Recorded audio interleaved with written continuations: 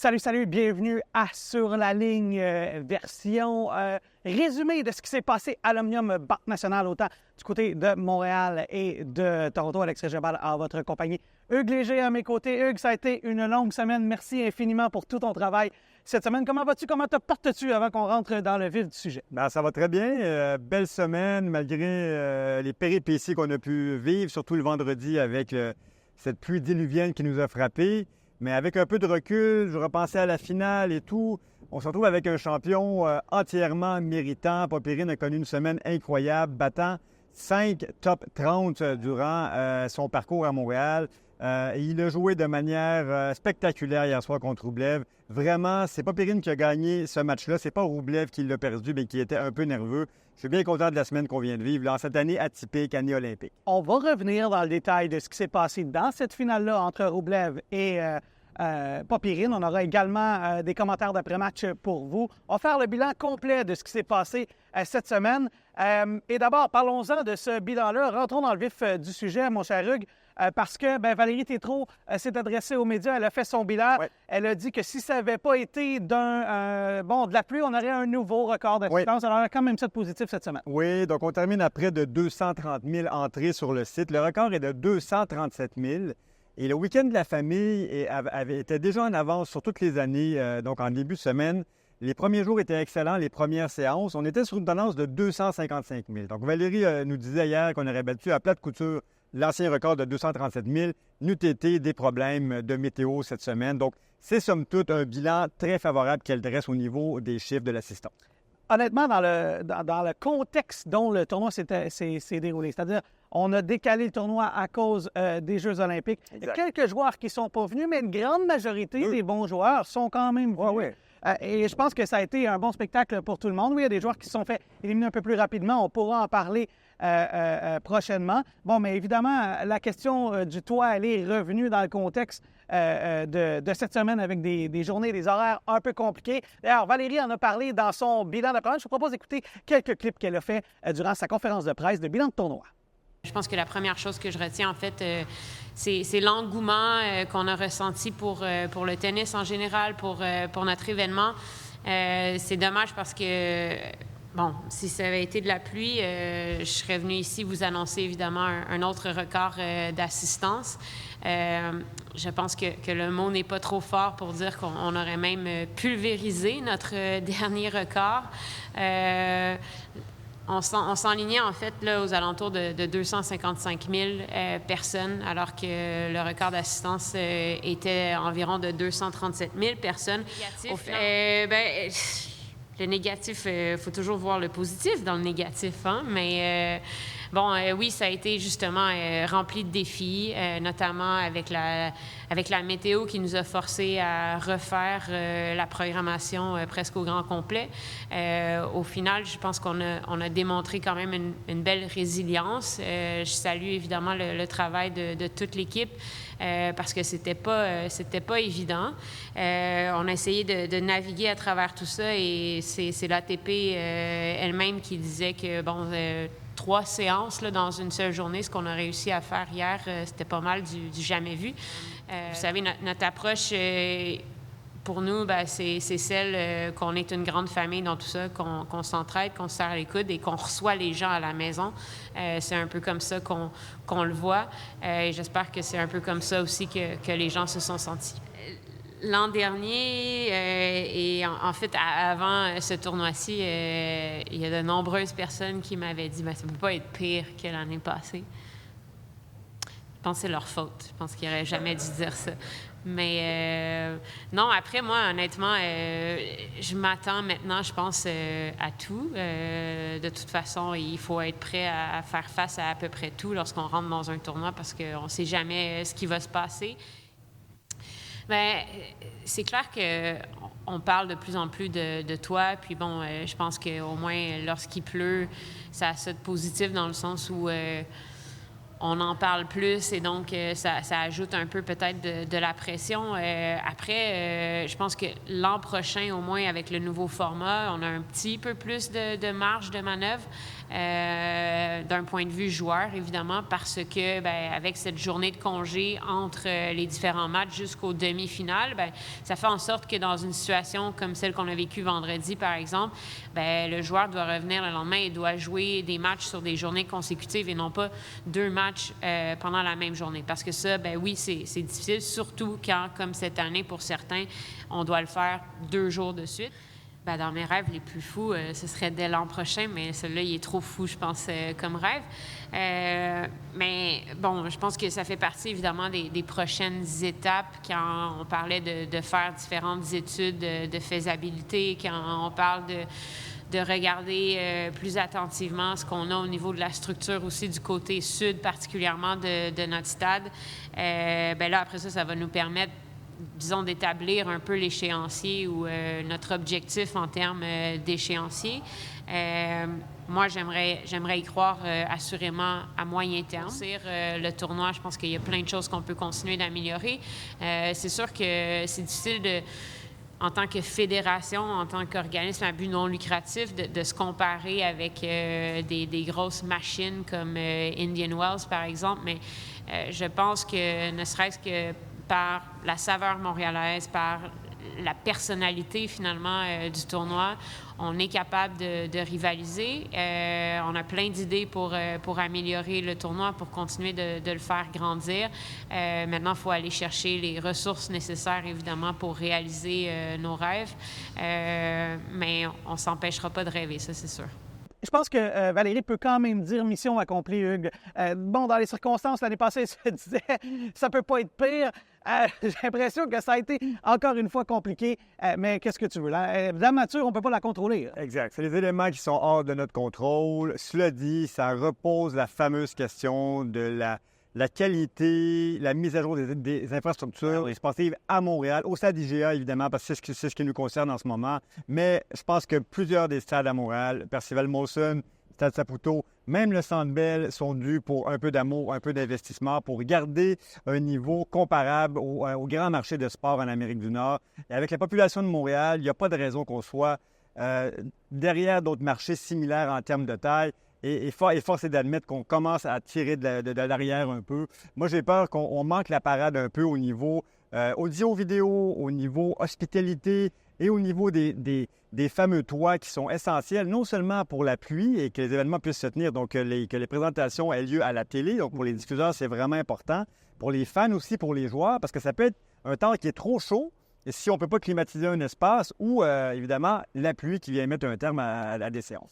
Puis le tournoi est placé de drôle de façon. Bon, dans une année olympique, c'est encore pire, mais de façon générale, le Millennium Banque Nationale est le premier gros tournoi après Wimbledon, suivi d'un autre Masters 1000, Cincinnati. Et là, si on change les infrastructures à Cincinnati et qu'on force les joueurs à choisir entre 2 endroits où on sait que l'horaire risque d'être relativement plus simple, il y a peut-être des choix qui vont être plus faciles à faire. À une époque pas si lointaine, années 80, bon, pour moi, qui n'est pas si lointaine, les joueurs faisaient un choix en Cincinnati. Tu avais souvent les Becker, McEnroe, Lendl qui venaient à Montréal, Villander, Edberg allaient plus à Cincinnati. Il y avait un choix qui était fait à ce moment-là. Nadal et Federer ont fait ces choix-là également. Exactement. Nadal était souvent ici, Federer souvent à Cincinnati. Ça fait beaucoup de tennis. Tous les joueurs préparent évidemment leur série avant l'US Open pour arriver à leur plein potentiel au US Open. Tu l'as dit, c'est Wimbledon avant sur gazon.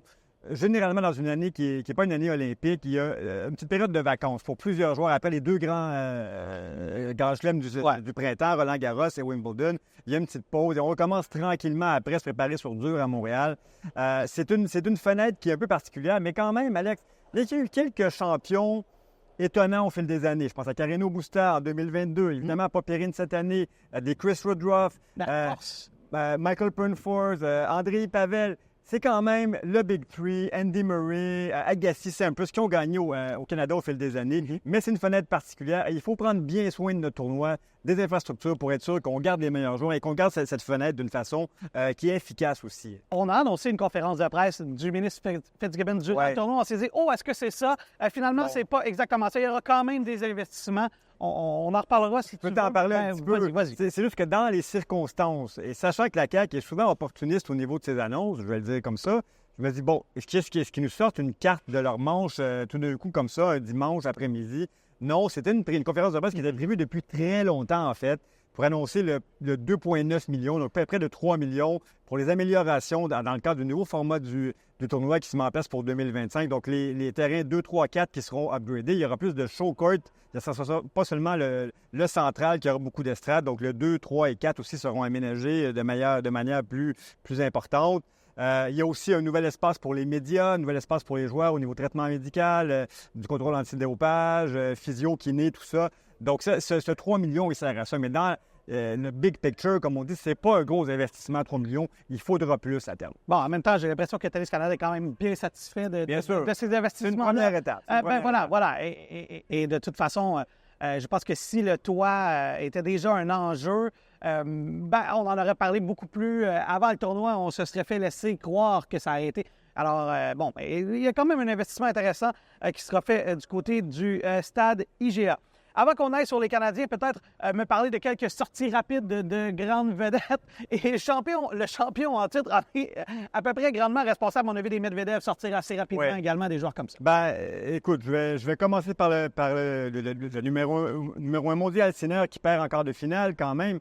Sinner qui était là depuis plus d'une semaine à Montréal pour défendre son titre, pour bien se préparer. Il a fait l'impasse sur les Olympiques, apparemment pour une amygdalite. Moi, je pense qu'il veut surtout défendre son titre au niveau du Masters 1000 canadien. Mais les Medvedev, Tsitsipas, Ruud s'est retiré rapidement sur maladie. Rooney a perdu rapidement aussi.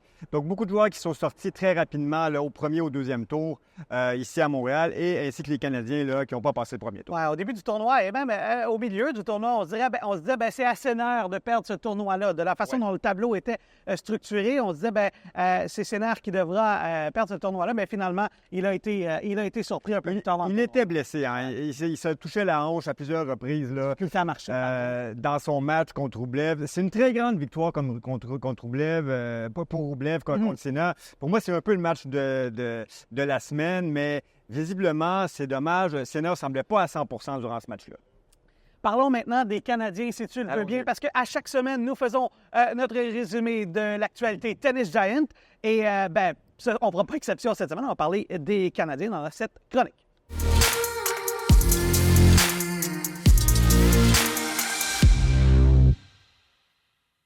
Résumé de l'actualité du tennis canadien, mon cher Hugues. Commençons à tout seigneur, tout honneur avec Félix Auger-Aliassime.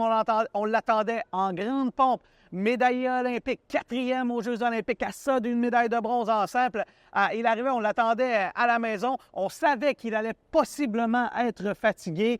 Et c'est peut-être une des raisons qui a fait que sa sortie a été particulièrement hâtive. Oui, moi je crois que si ça n'avait pas été Montréal, son tournoi à maison, il aurait peut-être fait l'impasse sur cette semaine-là. Après avoir joué beaucoup de tennis à Roland-Garros, aux Olympiques. Donc, on le sait, médaille de bronze en double mix, il a joué en double. Il s'est rendu jusqu'au dernier match pour la petite finale en simple. Félix était fatigué quand il est arrivé à Montréal. Il le savait que mentalement, physiquement, il n'était pas 100% frais. Il a fait ce qu'il pouvait, mais finalement, il a manqué un peu d'énergie. Oui, contre Cobolli, même avant le match, on se disait, attention, ce n'est pas un match à prendre à la légère. Oui, Félix partait favori. Cobolli a bien joué. Mais et c'est un gars qui l'avait déjà battu. Alors on se disait, ça sera peut-être compliqué dans le contexte, et cela a été. Je vous propose d'écouter ce qu'il avait à dire après la rencontre. La différence est énorme entre ce que je produisais la semaine dernière à Paris, même depuis plusieurs semaines, à ce que j'ai fait aujourd'hui. C'est la surface, mais les balles aussi. On change de balle d'un tournoi à l'autre. Donc, j'ai eu 2 jours pour m'habituer. Donc, j'arrivais pas à contrôler la balle, tout simplement.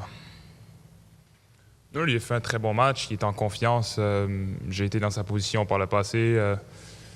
De passer d'un tournoi à l'autre avec des conditions similaires, tu peux continuer sur ta lancée. Donc, bravo à lui. J'espère qu'il va avoir un bon tournoi, mais ce soir, il a été largement meilleur que moi.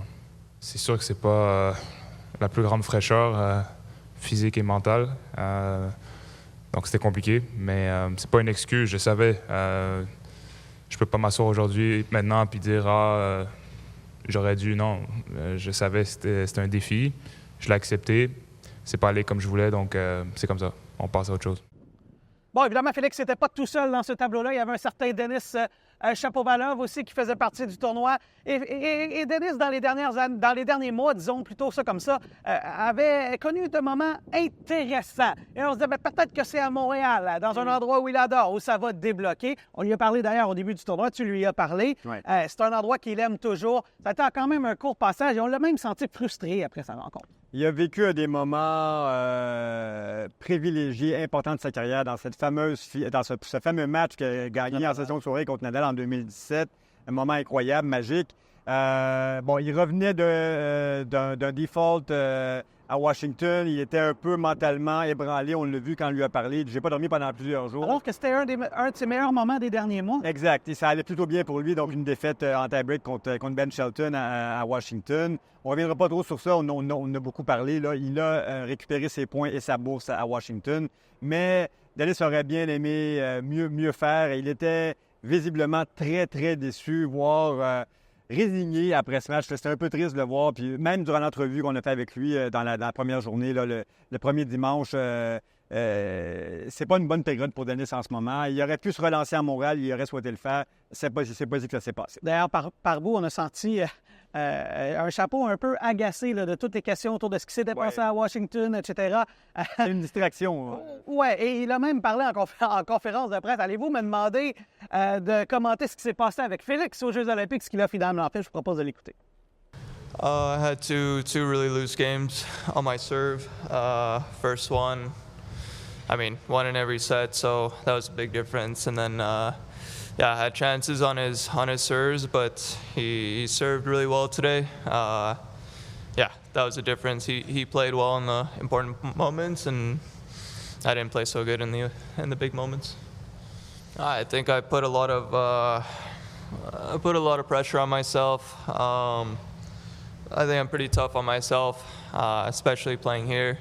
It's a tournament where I want to play well and go deep. And it's frustrating to lose a match like this where I felt like I had more chances. And then I was holding pretty easy, and I just kind of gave him both sets. That's what was really frustrating. And obviously this tournament means a lot to me, probably one of the most out of the year. So.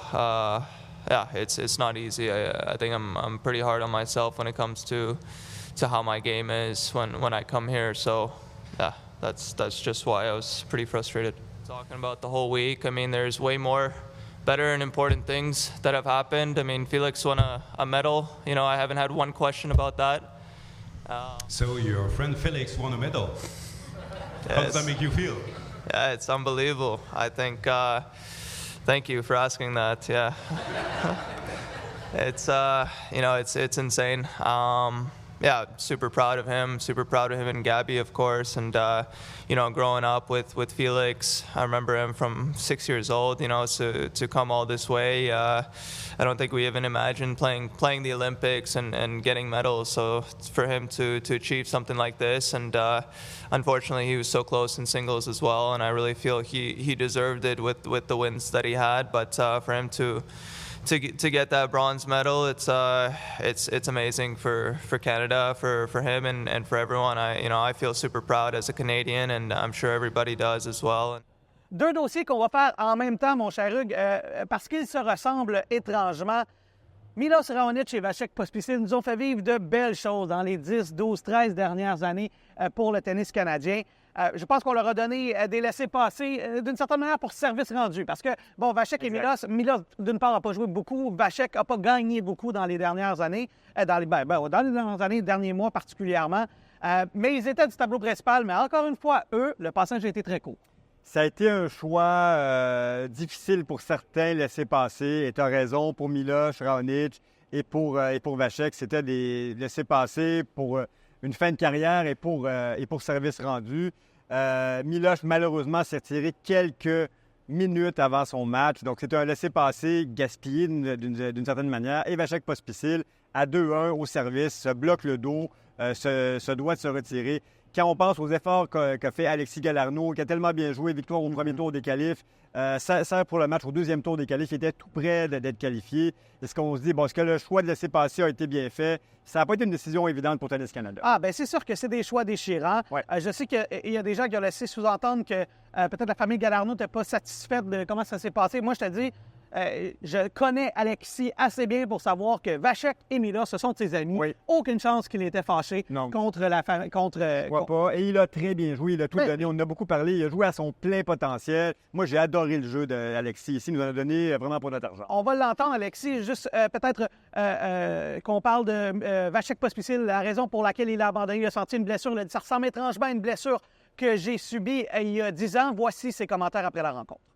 Ce matin, j'ai pas senti pendant l'échauffement. J'ai juste senti dans le deuxième jeu de ce match. Ouais, c'est les émotions de ne pas être bien pour jouer les derniers 18 mois, d'avoir des blessures de bras. Et finalement, je me sens bien. J'ai très bien entraîné. J'étais prêt pour la première fois depuis février l'année dernière. Alors j'étais juste très contente d'être sans blessure. Alors plus juste déçu d'être blessé encore. Et ici à Montréal, mon tournoi favori, c'est dur. Ouais. C'était similaire, juste la douleur exacte. C'est exactement la même douleur que j'ai eue en Chennai 2014, 2 semaines avant que j'ai fait mon blessure de dos. Ou 1 semaine avant.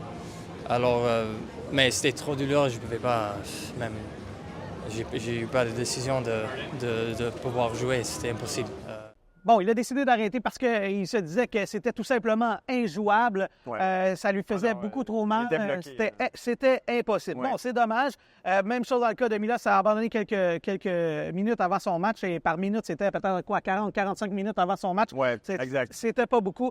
Alexis Galarneau, bon, on aurait aimé ça le voir dans le tableau principal. Il a bien fait en gagnant son premier match de qualification, décliné à son deuxième match de qualif. Il y avait beaucoup de monde dans les gradins, une centaine de personnes. C'est un favori de la foule. Ben, avec raison. Il a un charme fou. Il est le fun à regarder jouer. C'est un joueur qui joue chaque jeu, chaque balle, court chaque balle. Très intense. Très intense. C'est une bonne façon de résumer sa façon de jouer.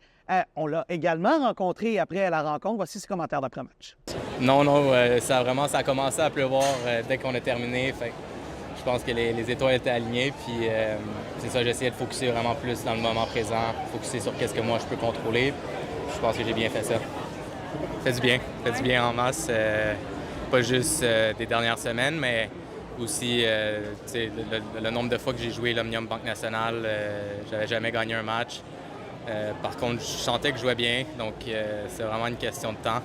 Ça fait du bien. J'ai l'impression qu'il y a un peu de poids qui est plus sur mon dos, là. C'est ça, je voulais me prouver aussi que je suis capable de gagner des matchs à Montréal ou à Toronto, donc c'est pas une mauvaise chose de jouer passer par les qualifications. Sur le coup, j'étais un petit peu déçu, mais j'essaie de voir le positif. Puis le positif, c'est que j'ai pu avoir une ambiance incroyable aujourd'hui. Je pense que toute ma famille, mes amis ont pu avoir des billets, donc c'est des choses qu'on ne peut pas toujours avoir quand c'est le tableau principal. Puis on en a vraiment profité au max aujourd'hui. Ouais, je savais pas je jouais contre qui. J'avais juste vu contre qui je jouais aujourd'hui.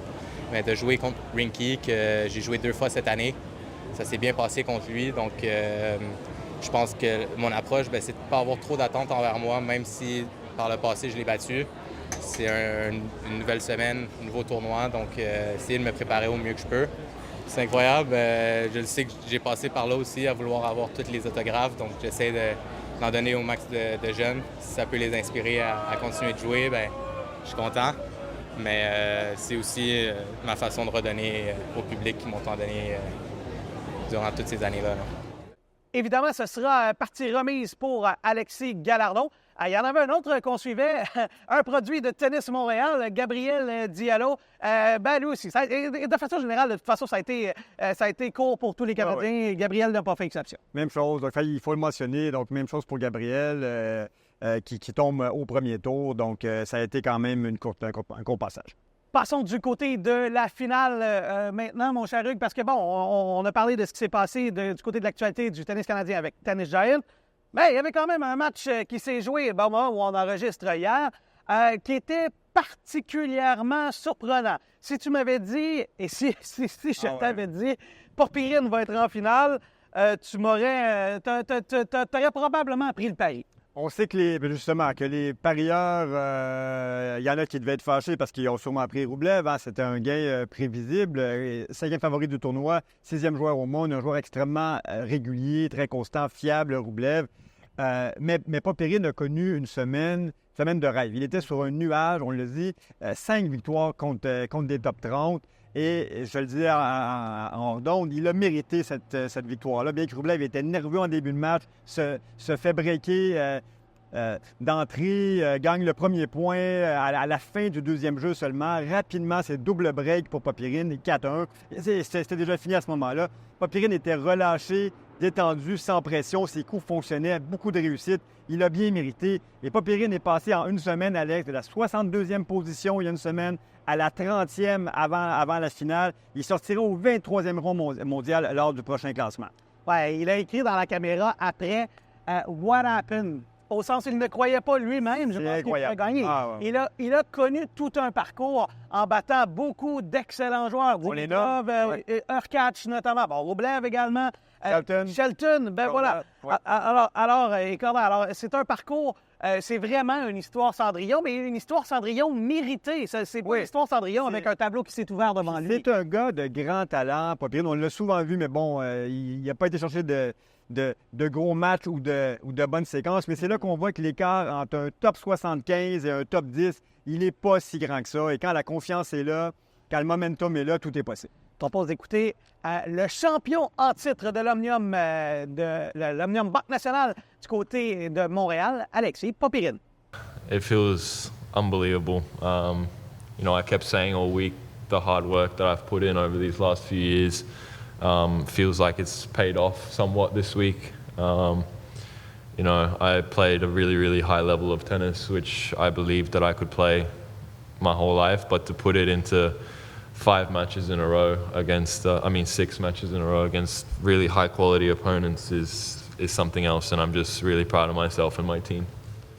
Yeah, I would say so. I would say it's probably one of the best matches I've played in my life. I think it's not a level that I haven't seen myself produce in practice or in an occasional match here and there, but considering the occasion, considering what we were playing for, I think with the level that I played, it probably is the best match that I've played in my life. But for me, I'm not kind of most proud about how I played in this final. It's more how I played throughout the whole week. Yeah, it means a lot. It's an unbelievable feeling, and straight after the match point, I kind of couldn't believe what just happened.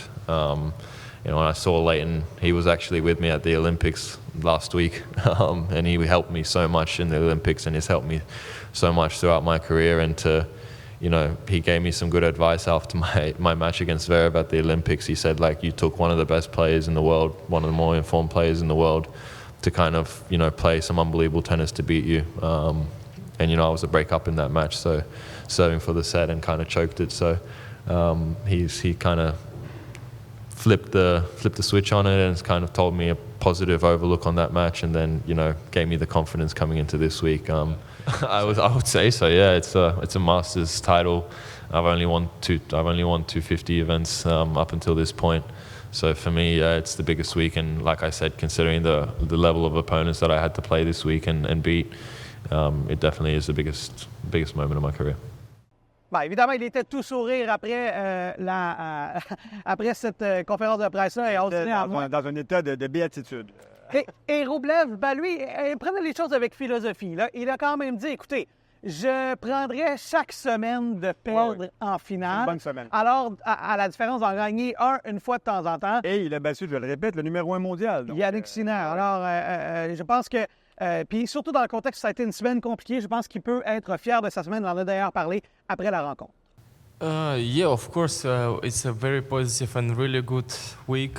Really big step forward, I think, and I feel proud of myself that I was able to be really good all the week mentally, and even today, because if you took me back a couple of months ago or even 1 month ago, if I would or even compare my match against him at Monte Carlo, when I was losing, I was behaving 10 times more, and it was first round, and here there was a final, much more pressure, and yes, I still showed a bit emotions today, but compare the matches when I was losing the same way, I think I did much better job.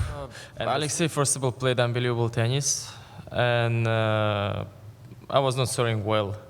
And of course, when I was not serving well and I start not good, you start to feel too many thoughts in your head. And he was playing even more confidence, everything, all the important moments, he played really well. And he broke me straight away. So I would say that's the difference between really top players, because when they are struggling and finally they're able to turn a bit to the equal score, they're using that chances, and I couldn't. That's it. Yeah, of course. And like I say, since I started to be more clear in my head, every week I'm doing better and better. And this week I feel really proud of myself. I feel really proud in some things that I was able to kind of react in a good way in some moments, in some matches, because normally I would react completely different way, and I guess I would not be finalist. So I'm really proud that I was able to react in the right way. Somme toute, on a eu encore une fois, mon cher Hugues, beaucoup de plaisir à couvrir le tournoi du côté de Montréal. Et je pense que Tennis Canada, dans les circonstances, peut définitivement dire mission accomplie. Un champion surprise, des gradins pleins toute la semaine. À partir du premier jour, on en a parlé, on en parle à chaque année. Et les joueurs l'ont noté hier en disant c'est lundi soir et les gradins sont pleins. L'engouement pour le tennis à Montréal et pour l'événement qui est l'Omnium Banque Nationale ne se dément pas année après année. Beaucoup de stars du monde des médias, arts et culture sont présents, sportifs aussi. C'est un événement qui est couru, c'est un incontournable de l'été à Montréal, tout comme peut être la F1 en début d'été. Puis je suis d'accord avec toi et avec les joueurs, l'ambiance est déjà surchauffée dès le premier dimanche, le premier lundi, le premier mardi, ce qu'on ne voit pas dans tous les tournois et même des ATP 500 et d'autres Masters 1000. Ben voilà. Et Hugues, si tu le veux bien, on va faire une courte pause. Et au retour, on va regarder ce qui s'est passé du côté de Toronto. Profitez de l'emplacement idéal de l'Hôtel Montville pour explorer toutes les merveilles de Montréal en été. Avec notre offre Restez plus et économisez, prenez le temps et bénéficiez jusqu'à 25% de rabais sur votre long séjour. Rendez-vous sur hotelmontville.com. Les cours de yoga à l'Hôtel Montville, c'est tous les mois. Ne vous encombrez pas, les tapis de yoga sont fournis. Après l'effort, le restaurant Monem vous accueillera pour un brunch gourmand. Réservez votre place sur hotelmontville.com. De retour à Sur la ligne, le podcast officiel de l'Omnium Banque Nationale et de Tennis Canada, particulièrement de Tennis Canada. Vous avez peut-être vu nos nouvelles couleurs durant la semaine parce qu'on a dévoilé que on changeait de couleur. On a passé du bleu plus vers le rouge, mon cher Hugues, aux côtés de Tennis Canada.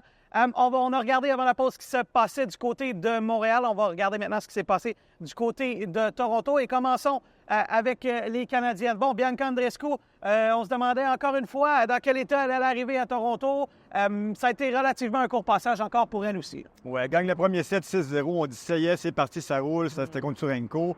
Malheureusement, ça se termine en 3-7 pour Bianca. Elle était en larmes, ou elle retenait ses larmes entrant en conférence de presse après. C'est très difficile. Elle veut bien faire au Canada chaque fois, mais bon, elle n'a pas pu aller au bout de ce match. On voit qu'elle a déjà gagné à Toronto dans sa cour.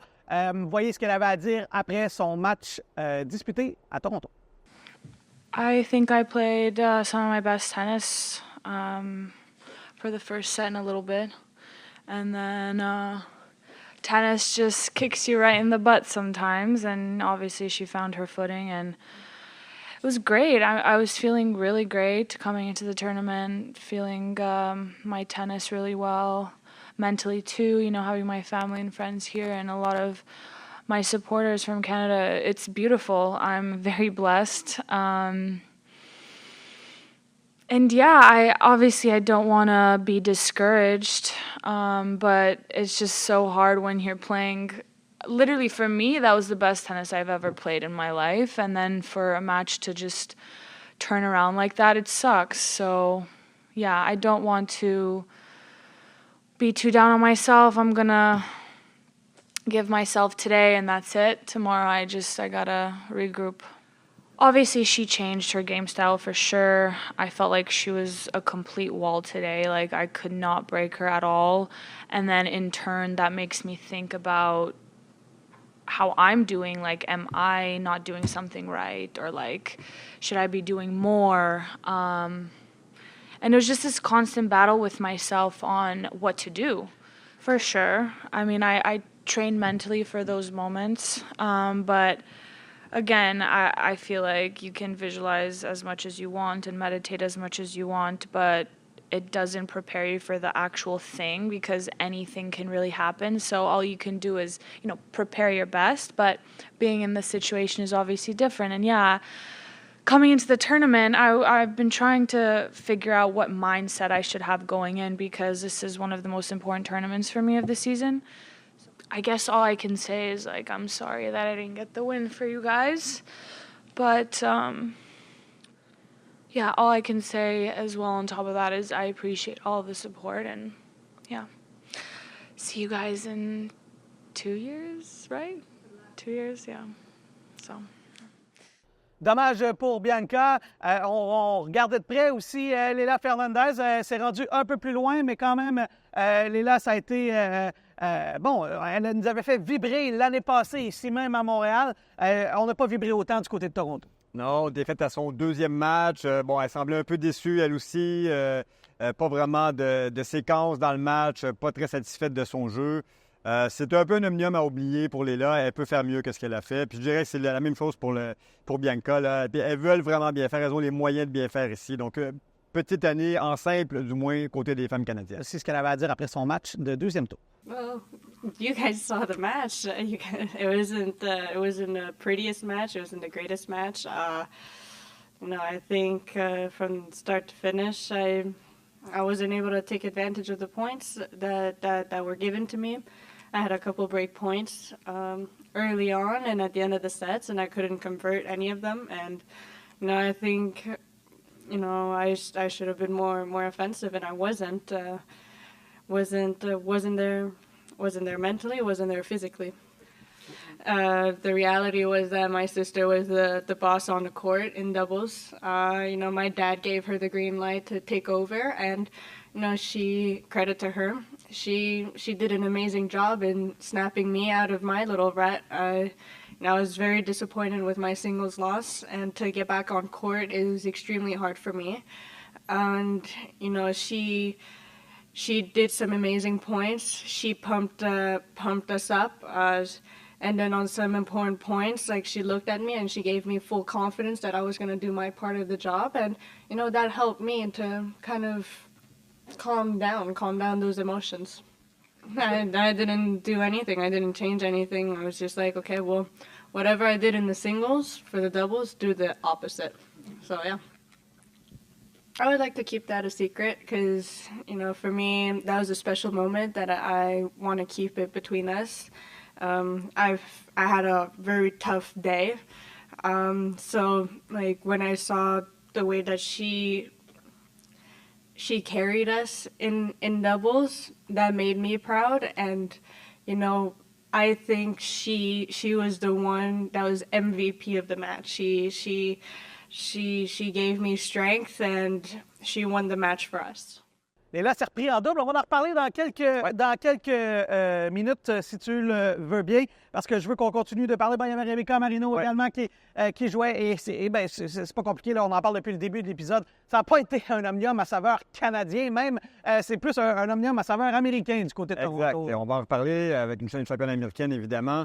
Mais oui, donc délaissé-passer pour Marino et pour Marina Stakusik. Deux autres défaites à leur premier match. Bon, Marino, un peu comme Miloš et Vacek à Montréal, c'est un laissé-passer cadeau, entre guillemets, pour son service rendu. Fait une carrière, collaboration, contribution énorme à la Jean King Cup, notamment. Grande joueuse canadienne, Rebecca Marino, elle le mérite, mais bon, elle n'a pas pu passer le premier tour. Et parlons aussi de Marina Stakusik. Bien, Stakusic, on l'attendait parce qu'elle a fait un peu écarquiller les yeux ici l'année passée à Montréal. Elle a connu une bonne saison. Elle a été phénoménale en Billie Jean King Cup. Nos attentes ont monté un peu envers Stakusic, mais bon, à l'image des autres Canadiens, ce fut un court passage.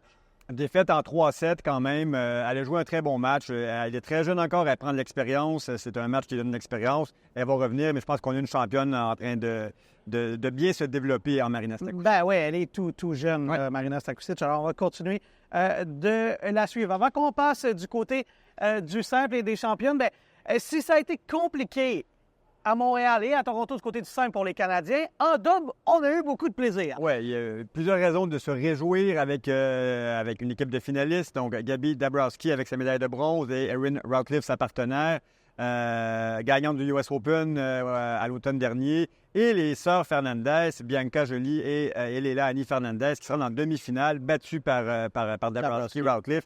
Belle paire. Moi, je suis tellement content de les voir là. Bianca qui joue à UCLA depuis un an en université américaine. C'est un parcours qui va lui donner de la confiance et j'aimais bien ce feeling familial sur le terrain. Deux sœurs très complices, visiblement. Oui, et c'est une bonne chose pour Bianca Fernandez qui engrange plus de matchs dans un grand tournoi professionnel. D'ailleurs, elle va gagner quelque chose comme 600 rangs là, du côté du double. C'est assez phénoménal. Ouais. Et là, on a parlé de Dabrowski, Routliffe qui ont perdu en finale, malheureusement. Ils ont perdu ce qu'on appelle le Super Tie Break. Là. Il en manquait pas gros, comme on dit. Mais je pense que c'est un résultat très satisfaisant pour une des meilleures paires de doubles dans un des plus grands tournois au monde. Ouais. On a parlé des sœurs Fernandez. Mais il ne faudrait pas oublier non plus qu'en quart de finale, il y a Ariane Arsenault et Miyako Press qui se sont rendus très loin. Alors, belle surprise. Donc, les championnes de Great Bay qu'on a rencontrées là-bas, tu leur as parlé, ou c'est Abraham qui leur a parlé. Mais c'est un parcours vraiment, vraiment encourageant pour les deux jeunes Canadiens. Bon, Hugues, si tu le veux bien, on va faire une dernière pause. Et au retour, on va parler de ce qui s'est passé en finale du côté de Toronto parce que la championne défendante était de cette finale-là. On en parle après la pause. Profitez de l'emplacement idéal de l'Hôtel Montville pour explorer toutes les merveilles de Montréal en été. Avec notre offre Restez plus et économisez, prenez le temps et bénéficiez jusqu'à 25 % de rabais sur votre long séjour. Rendez-vous sur hôtelmontville.com. Les cours de yoga à l'Hôtel Montville, c'est tous les mois. Ne vous encombrez pas, les tapis de yoga sont fournis. Après l'effort, le restaurant Monem vous accueillera pour un brunch gourmand. Réservez votre place sur hôtelmontville.com. De retour à Sur la ligne pour le dernier bloc de l'émission. On a fait ce qui s'est passé du côté de Montréal et Toronto. On a regardé en profondeur ce qui s'est passé avec les Canadiens et les champions. On est rendu à parler de la championne. Je t'ai dit au milieu du tournoi, là, je me tape dans le dos. Là, je fais exprès. Encore. Je t'ai dit au milieu du tournoi, en ronde des 16, il restait 7 Américaines. J'ai dit... Les Américaines vont gagner le tournoi. Je me suis pas trompé. On a eu le droit à une finale toute américaine entre Pegula et Anisimova. On trouvait ça intéressant parce que Pegula était la championne en titre et finalement, elle remporte une autre fois le titre. Alors, disons que les probabilités étaient de ton côté lors de cette prédiction. Mais cela dit, Pegula, c'est vraiment réjouissant de voir une championne qui répète son exploit un an après Montréal. Elle gagne à Toronto. Première fois depuis Martina Hingis en 99-2000 qu'une fille renouvelle donc son titre au Canada. C'est une belle victoire. C'est une grande championne Pegula. On peut être fier de l'avoir comme championne au Canada. Oui, exact. Et visiblement, elle se plaît bien au Canada. Jessica Pegula, bon... Elle n'est pas très loin, elle vient de Buffalo. Exact. Et est-ce que c'est pas elle qui nous disait l'année passée qu'elle avait de la famille dans le coin de Montréal? Oui. Justement, sa grand-mère... En fait, je vais de mémoire d'homme, là. Mais quand on regarde son résultat, l'année passée, championne ici à Montréal. Cette année, championne à Toronto. Et je regardais son parcours dans des tournois un peu plus mineurs au début de sa carrière. Elle fait des finales à Québec. Elle avait fait des finales à Vancouver. Visiblement, le Canada... Elle avait joué au Saguenay, je pense aussi. Ça se peut très bien là, qu'elle ait fait le tour du Québec et même le tour du Canada. Mais on lui a posé la question hier, comment elle se sentait au Canada, parce que visiblement, c'est un pays qui lui sert bien. Voici ce qu'elle a répondu. Yeah, I don't know. I've always just played well here, and I think my results kind of show that. And especially Toronto, it's nice. It's so close to Buffalo. I had a lot of friends, family, and my grandparents. My husband was able to come today, and that's cool. I don't get that at a lot of tournaments. And then be able to win the tournament as well, and to be able to kind of share that moment with them is really special. So I don't know what it is about Canada, but yeah, I seem to do well.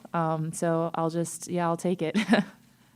You know, this week it didn't feel that stressful because I came straight from Paris, and maybe in a way that kind of helped because I didn't have much time to think about defending. It was more just getting used to the hard courts, getting used to the conditions, the balls, the movement is different. And at the same time, I think I always feel comfortable on hard courts anyway, so I knew I would find my footing and kind of find my way throughout the tournament if I could just kind of get my way through the first few rounds. So I think I was able to do that really well and play some of my best tennis kind of later in the semis and the finals for sure.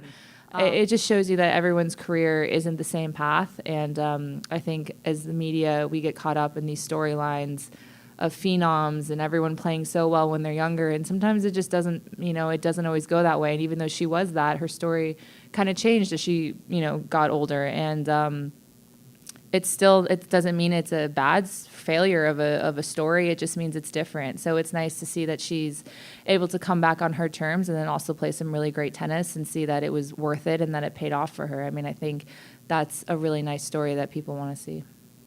On en a parlé souvent au podcast, toi et moi, Jessica Pegula, à quel point on aime son histoire. Elle est incroyable, elle est super gentille. J'en parlais avec des journalistes durant la semaine. Oui, on se rappelait de l'année passée à quel point elle avait été incroyable avec nous. Puis c'est une fille qui aurait, bizarre comment je vais le dire, mais qui aurait des raisons peut-être de regarder au-dessus de la mêlée de par son background familial, je vais dire comme ça, mais c'est tellement une fille terre à terre et fun à regarder jouer également. Oui, absolument. Elle est très, très, très accessible. Vraiment, les pieds sur terre, la tête sur les épaules. C'est un bonheur de parler avec elle. Puis c'est quelqu'un, justement, malgré son statut fille de milliardaire, qui a dû faire les efforts pour monter à ce niveau-là. Tu dois avoir tous les moyens que tu peux trouver au monde de monter dans le top 10, top 5 au monde. Il faut beaucoup d'efforts, beaucoup de résilience, de concentration. Et Jess Pegula, visiblement, a toutes ces qualités-là. Hugues, ça a été vraiment un tournoi le fun à courir. C'est le fun pour Sur la ligne. Je veux remercier tout le monde qui est au cœur de ce projet-là parce qu'on a la chance de voir Sur la ligne. Là, vous ne le voyez pas, mais on a nos studios en haut. On a cette chance-là d'être considéré comme un média avec Tennis Canada. On a animé et fait des entrevues de là toute la semaine. Je te remercie, toi, pour tout ton travail. Je remercie les partenaires également, Tennis Giant, qui nous ont appuyés. Peut-être un petit mot pour Sébastien Grenache, qui est venu nous voir également dans le bout de Café Saint-Henri, qui fournissait tout le monde. Je veux remercier Abraham Santerre et Nicolas Bergeron qui ont fait un travail absolument phénoménal.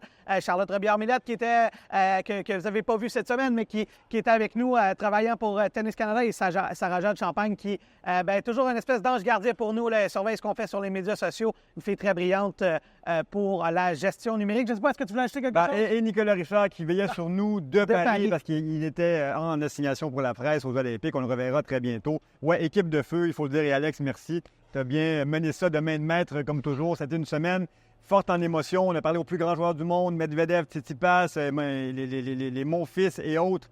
On a, encore une fois, un accès vraiment spécial dans les médias montréalais. Donc, on est content de parler avec vous et de vous amener ce contenu-là aux fans de tennis. Oui, on a eu des résultats vraiment intéressants sur les médias sociaux. Continuez de nous suivre. Hein? Instagram, Facebook, YouTube, tout ça. On est partout. TVA Sport, Cogeco qui nous ont appuyés également toute la semaine. L'Hôtel Montville qui a accueilli de nos membres cette semaine. Et Hugues, avant de terminer l'émission, je te donne le trophée du meilleur co-animateur de podcast de tennis sur la ligne et je te donne le mot de la fin. Émouvant. Merci, Alex, et bon tennis tout le monde. Bonne série vers le US Open. À très bientôt.